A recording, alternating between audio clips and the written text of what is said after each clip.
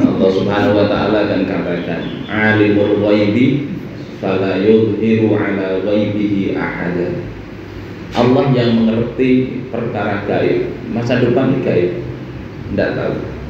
Termasuk yang makoli itu juga tidak tahu kalau ditanya masa depan itu apa. Dan Allah tidak tampakkan perkara gaib itu kepada seorang pun, illa manir tadomir rasulin, kecuali Allah tampakkan itu kepada Rasul yang dia ridhoi. Jadi tidak semua Rasul juga. Rasul kalau diberitahu Allah gambaran masa depan, maka baru Rasul tahu sesuai dengan wahyu dari Allah Subhanahu wa ta'ala. Sehingga kalau kita bicara masa depan umat, masa depan kita dan sebagainya, maka berita paling bagus untuk kita dengarkan adalah dari Rasulullah Shallallahu Alaihi Wasallam. Baru nanti kita lihat beritanya begitu, realitasnya bagaimana. Ya, oh masa depannya gini, realitasnya kok enggak. Nah itu nanti tugas kita, bagaimana kita ini berproses agar sesuai dengan gambaran masa depan itu. Nah berkaitan dengan umat Islam, dalam Sahih Muslim Rasulullah Sallallahu Alaihi Wasallam beliau bersabda, yakunu fi akhiri ummati khalifah, akan ada di masa akhir umatku itu seorang khalifah, yuhsil mala hasyan la ya'udhu adadan. Yang khalifah nanti itu akan membagi-bagikan harta hasyan dengan sekedar apa? Ambil-ambil saja, tidak dihitung-hitung. Ibarat duit itu tinggal berauh saja, atau pakai apa itu gayung, ambil duit, nah kasihkan berapa gayung, tidak dihitung-hitung. Para perawi hadis ditanya, apakah khalifah di situ adalah Umar bin Abdul Aziz? Maka mereka katakanlah bukan. Percaya pada Nabi, percaya pada hadis ini sahih di Sahih Muslim. Artinya masa depan ini, bicara yang disampaikan Guru Abdul Hafidh, kita ini ya tinggal melihat dari sisi bahwasanya ke depan itu Islam akan berjaya, itu sebuah ya, keniscayaan. Dalam riwayat Imam Ahmad juga begitu dikatakan dalam hadis cukup panjang tentang umat Islam ini periodenya setelah masa kediktatoran. Itu Rasulullah katakan, summa takunu khilafatan ala minhajin nubuwah. Kemudian akan ada di situ khilafatan, bukan khilafatun. Artinya itu adalah khobarnya kana. Akan ada khilafah yang khobarnya itu khilafah yang mengikuti metode kenabian. Jadi bukan sembarang khalifah. Tapi khalifah seperti metode awal, metode kekhilafahan ala minhajin nubuwah. Summa sakat, kemudian Rasul diam. Bapak ibu-ibu sekalian yang dimuliakan Allah Subhanahu wa taala, termasuk yang nonton di YouTube ya, mudah-mudahan Allah berkahi juga kuotanya. Tadi tidak disebut-sebut, ini saya sebut. Mudah-mudahan yang nonton juga dapat keberkahan, zuriatnya juga dapat keberkahan dari sisi berita. Selesai sebetulnya kita ini. Kita mau berpola seperti apa, mau menghalangi atau mau mensupport apa yang diberitakan Rasul, insya Allah yakin pasti akan terjadi. Sebagaimana masa terbitnya fajar, kita mau menghalangi supaya nggak terbit fajar, maka tetap aja akan terbit. Nah problemnya adalah sekarang ini kita mau seperti apa? Mau jadi bagian yang mempersiapkan janji Allah Subhanahu wa taala, kabar gembira dari Rasulullah itu, apakah kita berada di pihak yang ada andil di sana ataukah tidak? Kalau kita lihat kondisi sekarang ya, dengan masa depan itu ada gap, ada apa istilah jarak yang jauh. Tugas kita ya memperpendek jarak yang jauh itu. Indonesia bagaimana? Indonesia ini punya kemampuan yang besar semestinya. Kalau kita lihat dari sisi sumber daya alam, saya tadi download di Direktorat Keuangan itu, berapa sih kekayaan Indonesia ini? Kalau dirupiahkan, sumber daya alamnya itu 200.000 triliun. 200.000 triliun. Jadi kalau hutang sekitar 8.000 triliun itu, ya, kecil dibandingkan sumber daya alam yang besar itu. Potensinya besar. Orang Indonesia juga pinter-pinter. Kalau tadi Jepang yang pinter saja itu untuk produksi anak itu sulit. Indonesia yang nggak pinter produksinya melimpah-limpah. Nggak usah pakai banyak teori. Banyak anak di Indonesia. Sehingga nanti 2045 itu diperkirakan itu era generasi emas, karena banyak pada usia kerja sekitar 30 tahunan. Mayoritas penduduk Indonesia di 2045 begitu. Ya, paling banyak usia kerja, sehingga disebut ya, generasi emas. Potensi majunya luar biasa. Kalau di Jepang tadi sudah banyak generasi yang tua, itu kan tinggal yang muda sibuk nguburkan. Ya, sibuk nguburkan aja. Sementara yang muda sedikit. Kita ini yang mudanya akan banyak. Masalah kepintaran sama sebetulnya, orang Indonesia ini banyak pinter-pinter. Ya, terus kenapa dokter itu kurang? Gapnya gitu, sampai mau kayak ini ya, kayak pemain bola itu ada pemain dari luar.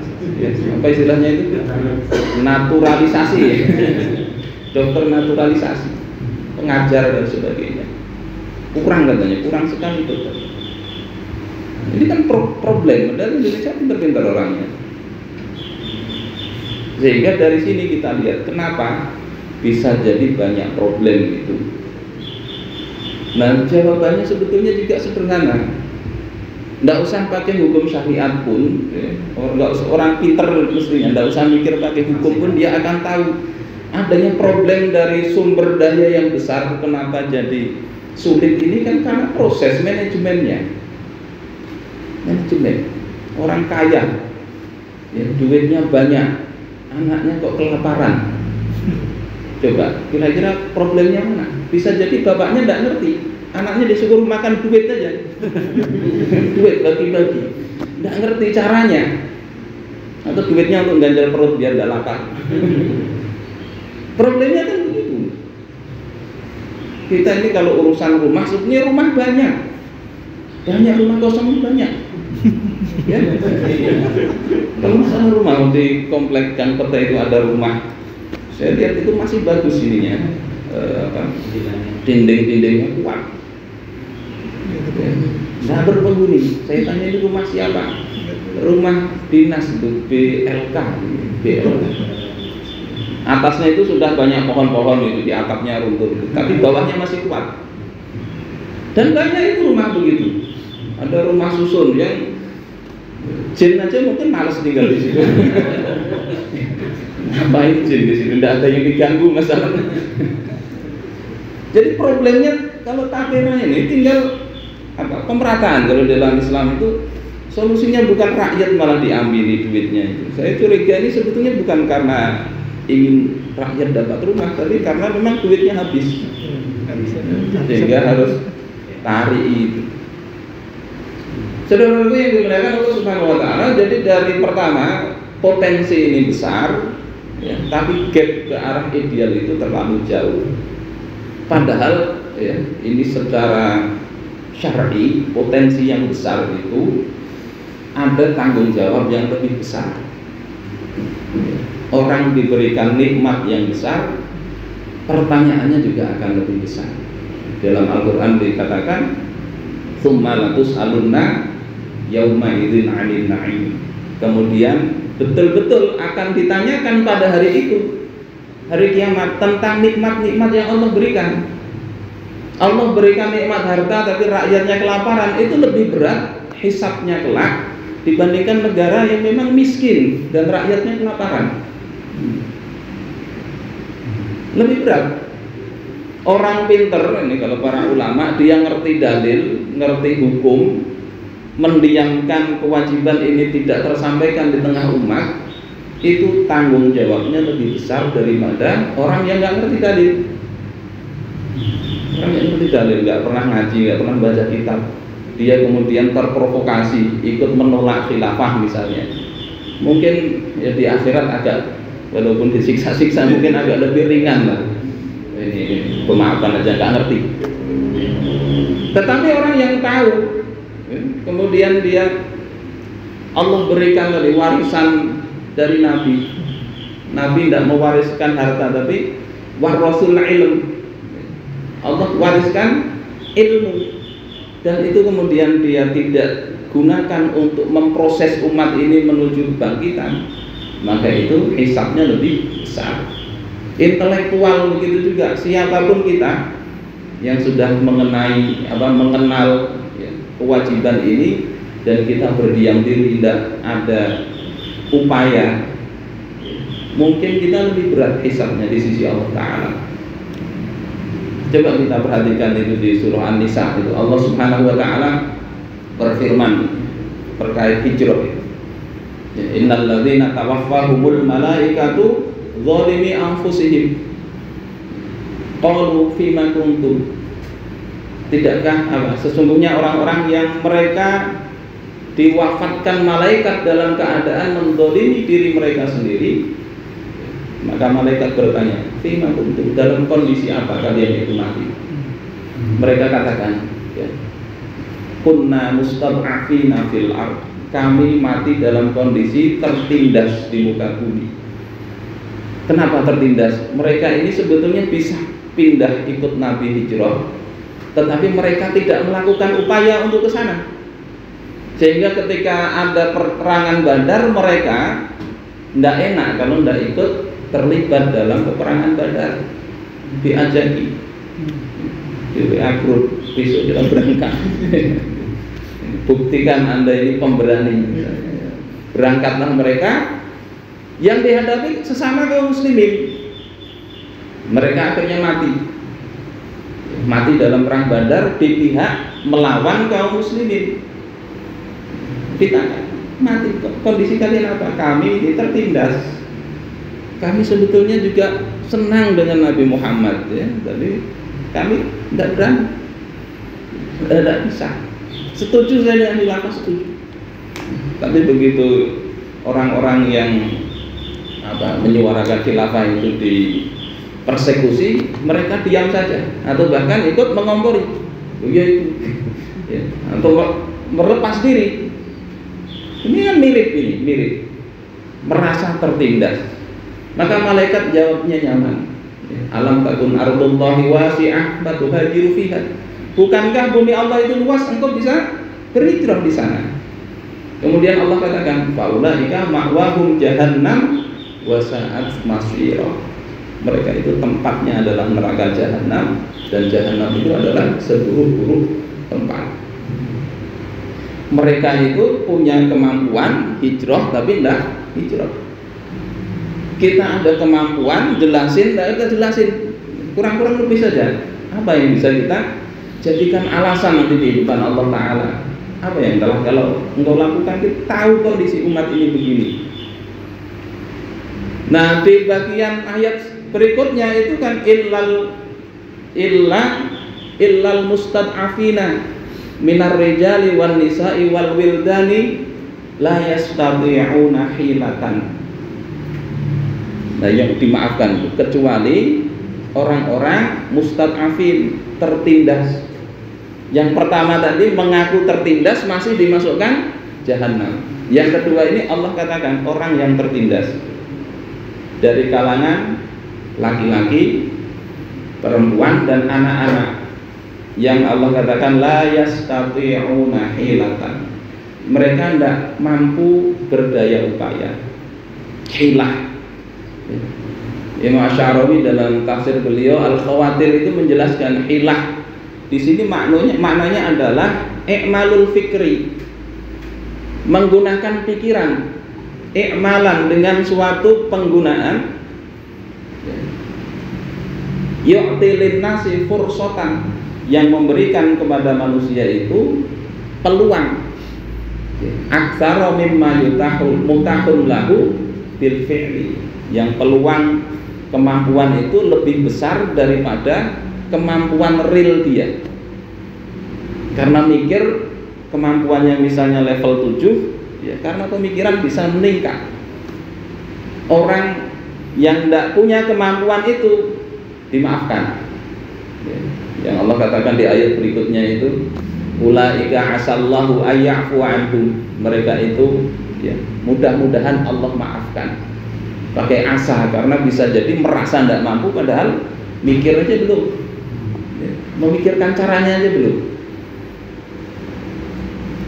Nah ini yang saya ingin katakan tadi, ini kena semua ini ya tentang hijrah ini.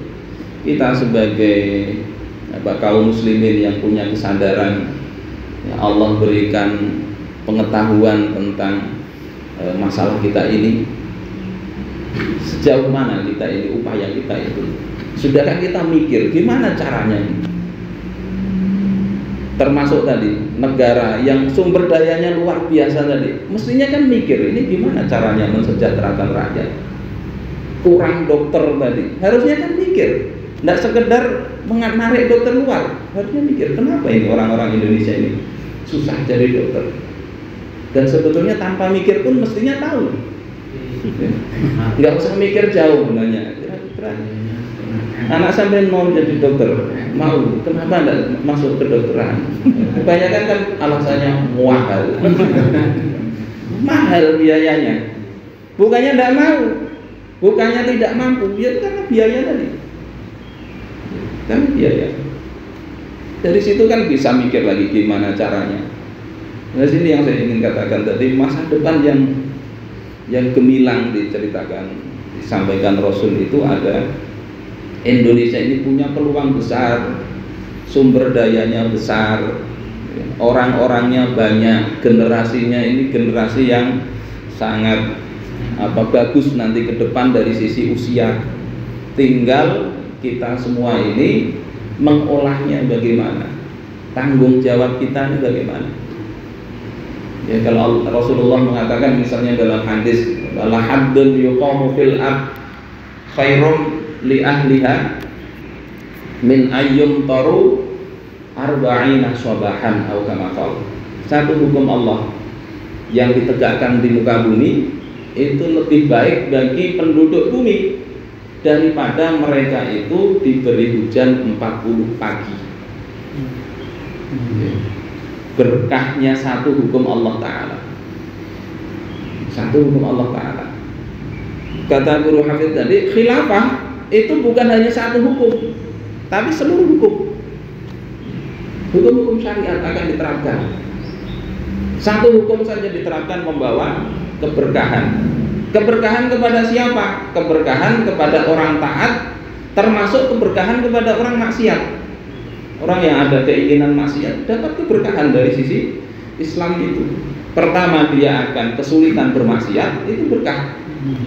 Orang berzina kok susah betul ya cari, padahal ingin sekali nih, itu kan dapat kebaikan sistem.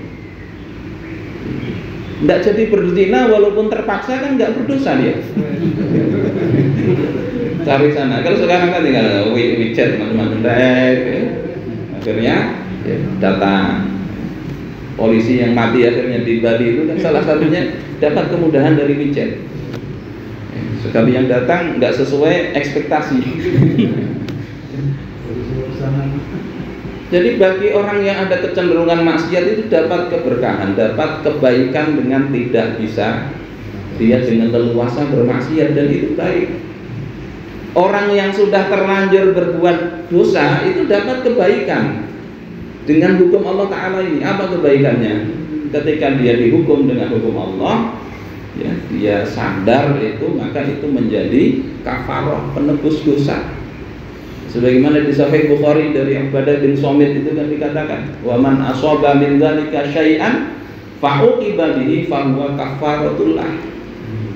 Siapa yang melanggar hukum dari sumpahnya tadi, kemudian dia diterapkan hukuman sanksi di dunia dengan hukum Allah Ta'ala, fahuwa kafaratullah, itu menjadi kafarah, penebus kesalahan. Sehingga yang hubungan Peggy itu mungkin ya yang apa, kalau dia memang berbuat jahat dihukum dengan hukum Islam, ya, dia sadar di akhirat tidak terkena lagi. Harapannya begitu. Termasuk kebaikan bagi orang yang nggak ngapa-ngapain. Ya. Walakum fil qisasi hayatu ya ulil albab la'allakum tattaqun. Ya. Kata Allah dalam surah Al-Baqarah, bagi kalian dalam hukum kisos itu ada kehidupan bagi kalian agar kalian itu bertakwa. Kenapa begitu? Karena dengan hukum Islam ini orang tidak sembarangan membunuh. Dia tahu kalau membunuh akan dibunuh balik, atau kalau dia membunuh dia harus membayar diat kalau tidak sengaja, atau dimaafkan ahli warisnya. Diatnya banyak, 100 onta, sehingga akan kebaikan bagi semuanya, termasuk kebaikan bagi non muslim juga. Mereka akan terjaga harta dan segala macam yang mereka miliki, syariat Islam jaga. Dan ini semuanya perlu tadi umat dipahamkan, supaya umat itu tidak kemudian menolak. Kalau menolak itu ya paling menolak karena dia suatu ketika akan terkena masalah, dan akhirnya biarlah Allah Subhanahu wa taala yang menyelesaikan. Kita bisa lihat tuh banyak orang pejabat-pejabat yang menolak itu akhirnya dapat rompi kuning kan. Banyak dapat rompi kuning. Serahkan aja kepada Allah. Tugas kita ini tadi berupaya, apa yang bisa kita lakukan, kita lakukan. Pikirkan. I'malul fikr tadi. Yang kita berupaya itu mudah-mudahan termasuk kita hadir di sini. Niatkan, karena upaya kita ini ya sekedar upaya. Allah Subhanahu wa taala yang bisa memviralkan, baik itu viral secara teknologi ya, atau viral seperti Nabiullah Ibrahim alaihissalam ketika mendakwahkan, diminta oleh Allah wa'adzin fil nasi bil hajj, serukan kepada manusia untuk berhaji. Nabiullah Ibrahim sampaikan di atas bukit gunung Jabal Abu Qubais. Allah sampaikan kepada siapa? Yang tidak terjangkau jangkauan internet sampai. Yakni apa? Di tulang sulbi calon-calon manusia yang dengan seruan Nabi Ibrahim itu tidak ada media yang mengantarkan. Allah jadikan sampai, sehingga yang dapat takdir nanti ini panggilan Allah, mereka menjawab labbaik Allahumma labbaik. Aku penuhi panggilan Engkau wahai Allah, aku penuhi. Jadi bisa sampai itu begitu, tidak mesti sampai itu harus ada media. Allah yang nyampaikan. Bahkan mungkin niat sampean semua sekedar niat, ketika Allah sampaikan, kehadiran sampean Allah sampaikan kepada masyarakat ya, dengan caranya Allah sendiri. Ya, mudah-mudahan ini menjadi kebaikan ya, bagi kita dan menjadi sebab bagi tercerahkannya kaum muslimin ya, sehingga paling tidak bisyarah atau kabar dari Rasul itu betul-betul terjadi, itu kita ikut dalam gerbong yang kesana, bukan gerbong yang memusuhi atau justru melemparinya.